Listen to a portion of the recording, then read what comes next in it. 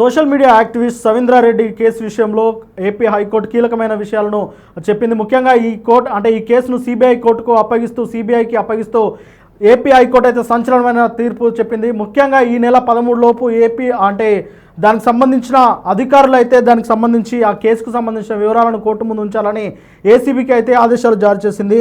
అయితే social media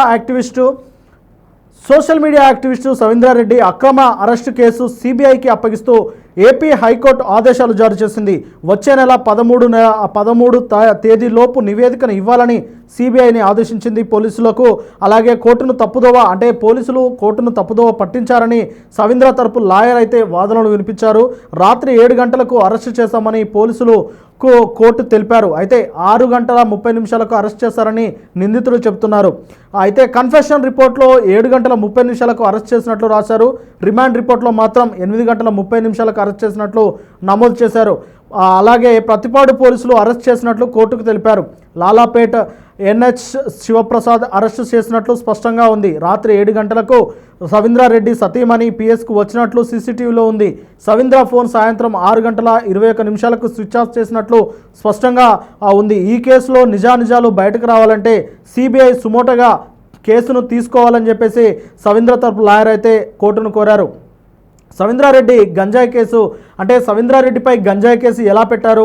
supreme court తీర్పులున్న uniform లేకుండా ఎలా పోలీసులు సవీంద్రారెడ్డిని అరెస్ట్ చేశారు? ఎన్ని గంటలకు అరెస్ట్ చేశారు? ఇది అక్రమ అరెస్టా లేదా తెలియాలంటే సిబిఐతో విచారించాలని సవీంద్ర లాయర్ వాదనలు అయితే వినిపించారు.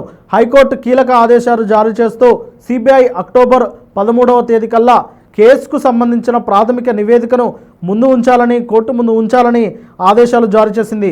అయితే ఈ కేసును విచారిస్తున్న పోలీసులు యూనిఫామ్లో రాకుండా సివిల్ దుస్తుల్లో వెళ్ళి అరెస్టులు చేస్తారంటూ హైకోర్టు తీవ్రంగా తప్పుపట్టినట్టు తెలిసింది.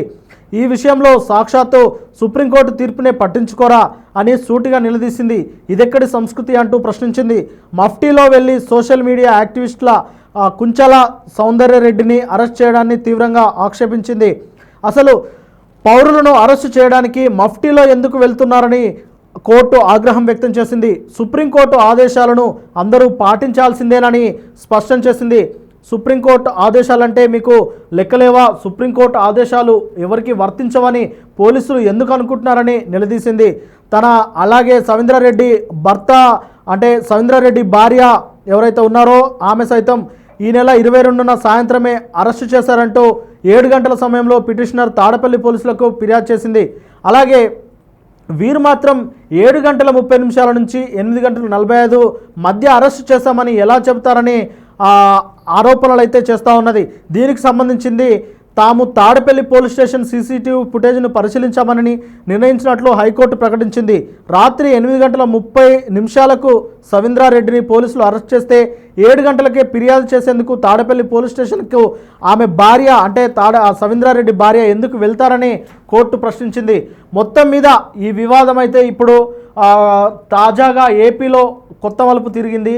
సవీంద్రారెడ్డి అక్రమ అరెస్టుపై సిబిఐ పూర్తి విచారణ జరిపించాలని ఈ విచారణలో నేపథ్యంలో ఈ నెల అక్టోబర్ 13 లోపు ఖచ్చితంగా సుప్రీంకోర్టు సిబిఐ ఇచ్చే ఏదైతే ప్రాథమిక రిపోర్ట్ ఉంటుందో ఆ ప్రాథమిక రిపోర్టును ఏపీ హైకోర్టులో మంజూరు చేయాలని ప్రొడ్యూస్ చేయాలని ఏపీ హైకోర్టు అయితే కీలకమైన ఆదేశాలను జారీ చేసింది.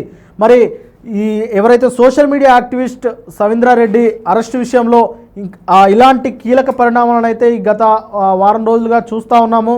అయితే దాని తదుపరి విచారణ ఎలా ఉండబోతుంది? సవీంద్రారెడ్డిపై గంజాయి కేసు ఎలా పెట్టారు? ఏ ఆధారాలతో పెట్టారు? దానికి సంబంధించిన అతనిపై గంజాయి కేసు పెట్టడానికి గల ఆధారాలు ఏమైనా పోలీసుల దగ్గర ఉన్నాయా? లేదంటే సవీంద్రారెడ్డిపై ఎవరు ఫిర్యాదు చేశారు? ఫిర్యాదు చేసిన వారి డీటెయిల్స్ ఏమన్నా ఉన్నాయా అనేది ఇప్పుడు కీలకంగా మారింది.